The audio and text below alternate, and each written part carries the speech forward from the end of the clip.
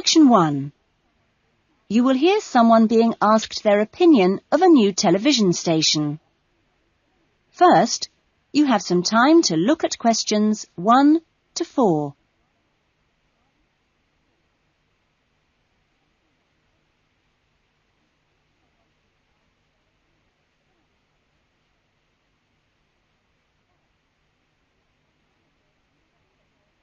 You will see that there is an example that has been done for you. On this occasion only, the conversation relating to this will be played first. Excuse me, I'm sorry to bother you, but would you have time to answer a few questions? What's it about? We're doing some market research for a new television channel starting in 2 years' time. Okay, why not? Lovely. We'll just work through this form. And if we could start with some personal background information? Sure. Right. If I could just have your age? 35. Right. Great. The respondent is 35 years old, so B has been circled. Now we shall begin. You should answer the questions as you listen, because you will not hear the recording a second time. Listen carefully to the conversation and answer questions 1 to 4.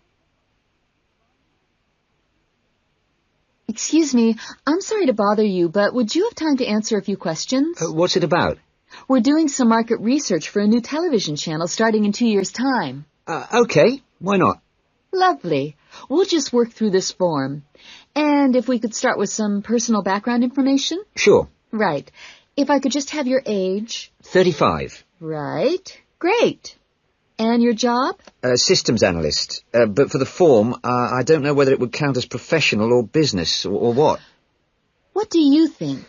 Okay, it's more like business. Fine. And would you mind my asking about your salary, or we can leave it blank? No, I don't mind. It's 40,000 a year. Oh, thank you. Right. About your current watching habits. What would you say is your main reason for watching TV? Well, at work, I tend to read for information and what have you, so I'd say that with TV, it probably just helps me relax and unwind. Fine. And how many hours a day, on average, do you watch TV? Not a lot, really. I should say just over an hour. You now have some time to look at questions 5 to 10.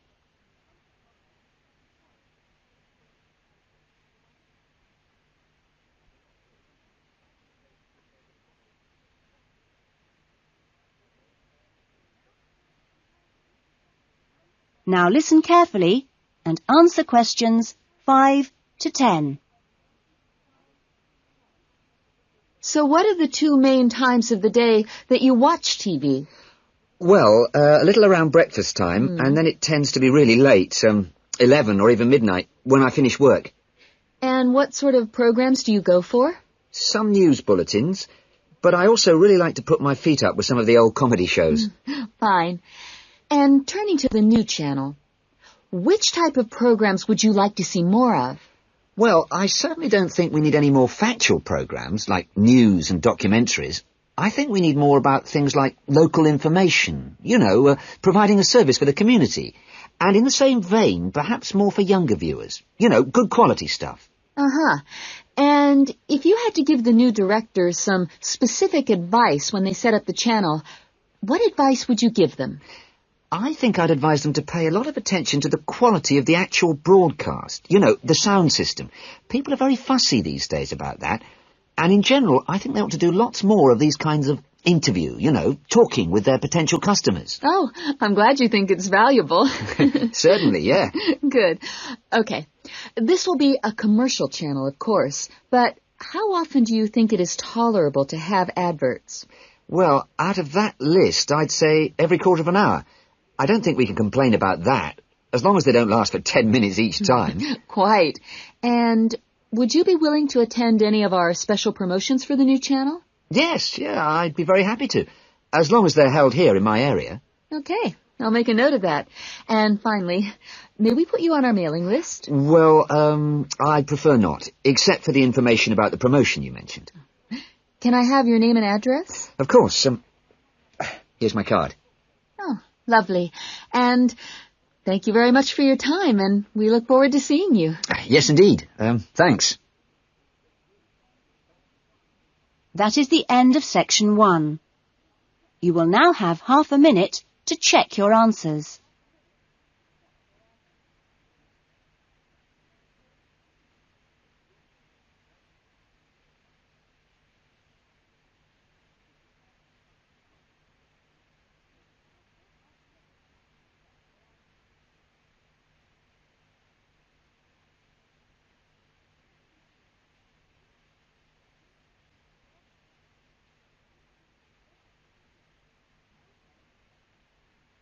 Now turn to section 2.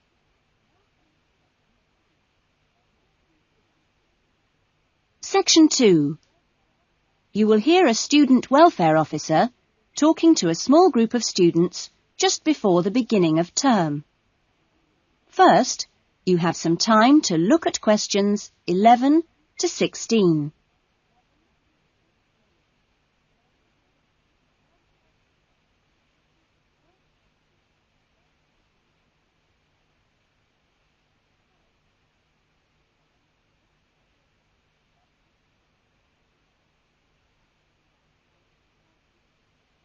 Now listen carefully to the talk and answer questions 11 to 16.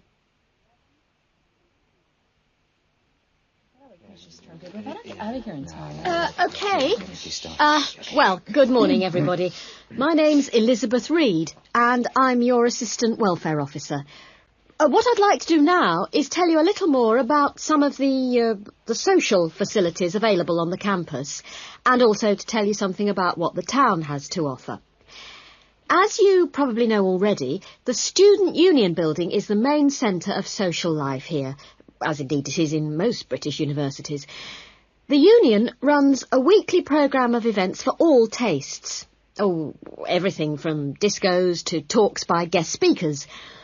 Many of these events are fundraising activities for charities, which the Union takes very seriously. They manage the Students' Union paper shop, selling magazines and newspapers, as well as stationery, sweets and so on. Let me see. There's the ticket shop, where you can get some very good deals on, well, for example, coaches to London, or inexpensive charter flights. As cheap as you'll get anywhere, people say. Or tickets for big pop groups playing here or at other venues all over the country. Or plays in London. Oh, and we mustn't forget the Union cafeteria and the big new diner. Yes, did you have a question? Yeah, does the Union also provide help with any problems? I mean, advice on financial problems, for example. Or does the university provide that? Yes, the Union run their own advice service, offering help with financial matters, such as grants. I'm sure you realise anything medical should be discussed with the University Medical Service, which also has an excellent counselling centre. I think that was made clear yesterday. However, the Union has its own officer who can give advice on legal problems. You now have some time to look at questions 17 to 20.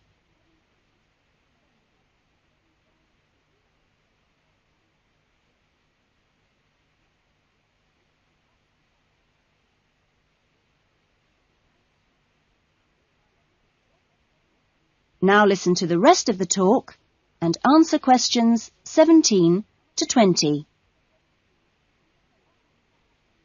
Now, on to Radford. For a town of its size, Radford has some unusually good leisure and community facilities and has quite a good shopping centre with an interesting range of shops. As you go into Radford, there's a new, well, quite new, Olympic-sized swimming pool. That's on the outskirts at a place called Renton. Above the pool, there's a high-tech fitness centre. Are there any ice skaters here? No? Oh, pity. The facilities for ice skating are excellent. Well, the new Metro Tower, right in the centre of town, has got an ice rink and a sports hall for squash, badminton, volleyball and several other indoor sports. And in the same building, there's a new cinema with 6 screens. Then, let me see. In the main square, just 2 minutes' walk from the Metro Tower, there's the Theatre Royal, which often gets London productions on tour. And in the streets nearby, you can find a good range of inexpensive restaurants, including Indian, Chinese, Thai, and Italian. That is the end of section 2. You will now have half a minute to check your answers.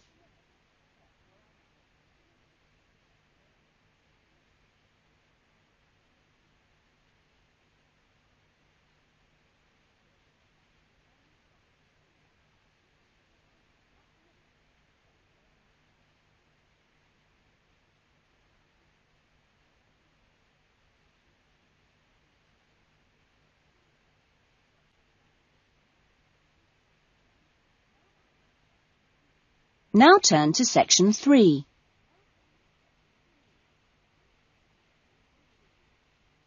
Section 3. You will hear a tutor, Dr. Simon, talking to some of his students about writing a dissertation.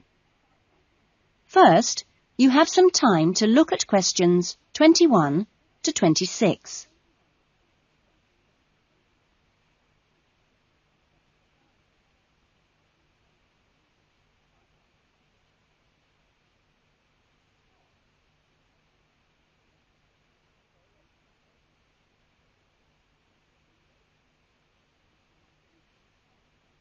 Now listen to the discussion and answer questions 21 to 26.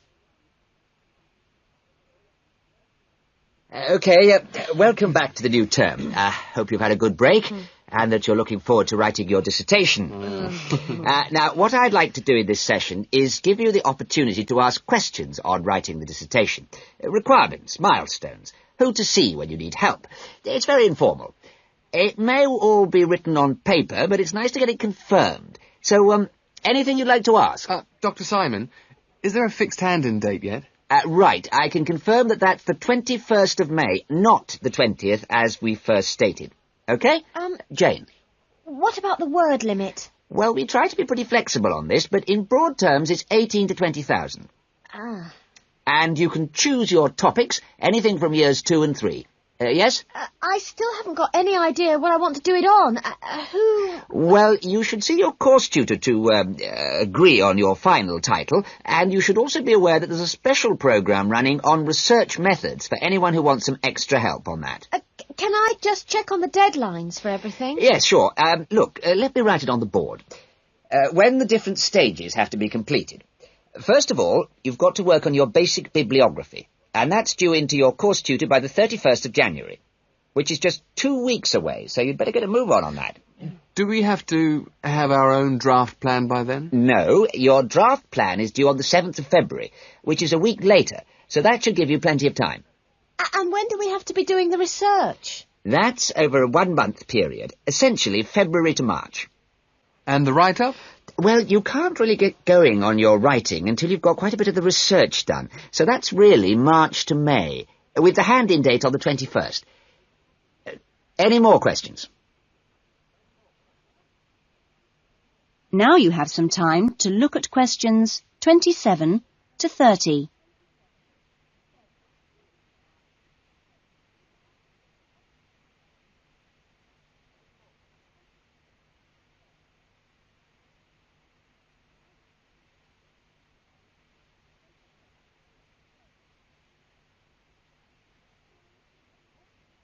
Now listen to the rest of the discussion and answer questions 27 to 30.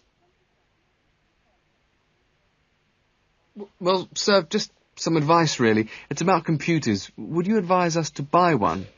What can I say, Andy? I know it's a massive expense, but I really feel it would be of great benefit. You can always look in the student union adverts for second-hand ones. Yes? I've been looking at some of last year's dissertations. Oh, is that a good idea, sir? I heard... Well, I don't think you should read them in detail too early, or you might end up taking more of their ideas than you realise. But yes, it really is the best guide you can have to the expectations of what's expected when you write a dissertation. Sorry, Jane, I interrupted you. That's okay. It's just that they did a lot of research using questionnaires. Is that a good idea? I think questionnaires are very good at telling you how people fill in questionnaires. But to be frank, they tell you very little else. Avoid them. About interviews, is it okay if we interview you? The tutors? Well, I don't see why not. They don't have any special contribution to make, but you can if you want. There's a whole section on this issue in the research guide. I'm afraid it's slightly out of date, and you're probably better talking to the tutor on the research methods course.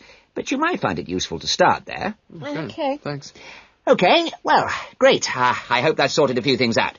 You can always come and see me or drop me a note if you've got any more queries. Right. Fine. Okay, thanks.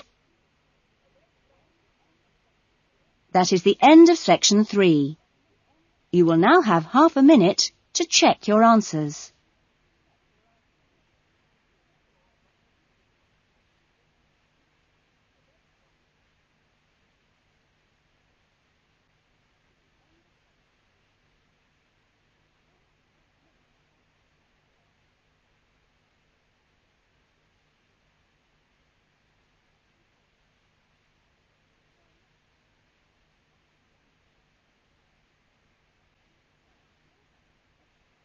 Now turn to section 4.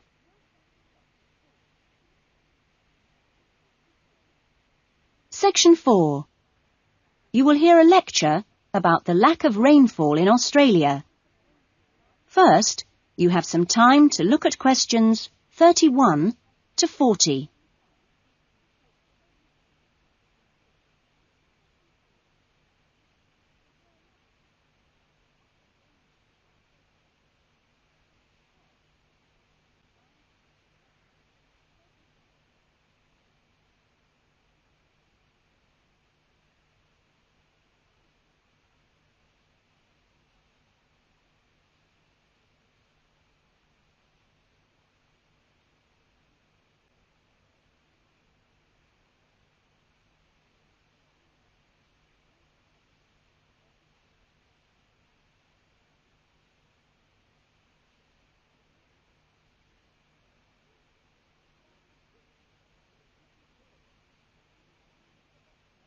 Now listen to the lecture and answer questions 31 to 40.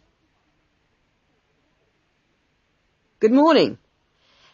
This morning, we are continuing our look at Australia and its natural problems. Actually, dryness, or aridity, as it is generally called by geographers, is probably the most challenging of Australia's natural problems. And so it's very important in this course for you to have a good understanding of the subject. For Australia, water is a precious resource, and its wise management is of the greatest importance. As I've said, Australia is a dry continent, second only to Antarctica in its lack of rainfall. Long hours of hot sunshine and searing winds give Australia an extremely high rate of evaporation, far more than in most other countries. It's estimated that approximately 87% of Australia's rainfall is lost through evaporation, compared with just over 60% in Europe and Africa, and 48% in North America. You generally think of Africa as being a very hot and dry place, but it's not in comparison with Australia. In many parts of Australia, standing water, that is, dams, puddles and so forth, dry up rapidly, and some rainfall barely penetrates the soil. The reason for this is that the moisture is absorbed by thirsty plants. Some parts of Australia are dry because rainwater seeps quickly through sandy soils and into the rock below. In parts of Australia, this water, which seeps through the sandy soil, collects underground to form underground lakes. Water from these subterranean lakes can be pumped to the surface and tapped, and so used for various purposes above the ground. In fact, extensive underground water resources are available over more than half of Australia's land area. But most of the water is too salty to be used for human consumption, or for the irrigation of crops. However, most inland farmers do rely on this water for watering their animals and, where possible, to a lesser extent, for irrigation. Underground water can flow very large distances and can be kept in underground reservoirs for a very long time. Water from these underground reservoirs bubbles to the surface as springs in some parts of the country, and these rare sources of permanent water were vital to early explorers of inland Australia and to other pioneers last century who used the springs for survival. But in many places, levels have fallen drastically through continuous use over the years. This has necessitated the pumping of the water to the surface. Remarkably, underground water sources in Australia supply about 18% of total water consumption. So you can see it's quite an important source of water in this dry land.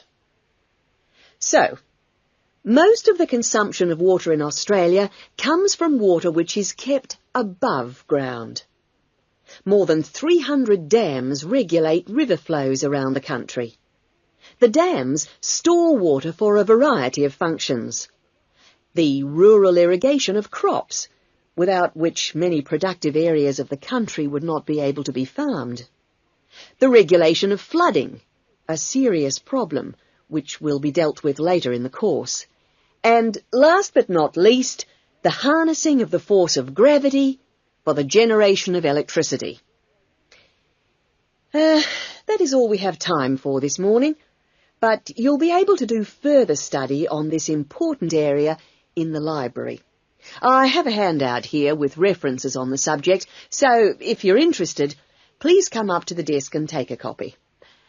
Next week's lecture is a case study of an outback farm, and it'll be going into detail about some of the problems we've discussed here. That is the end of section 4.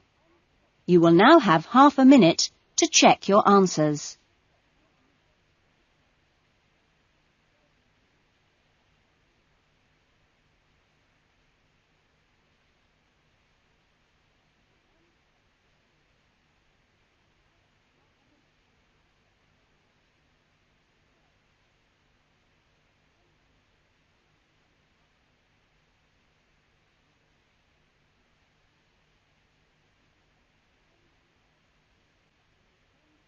That is the end of the listening test.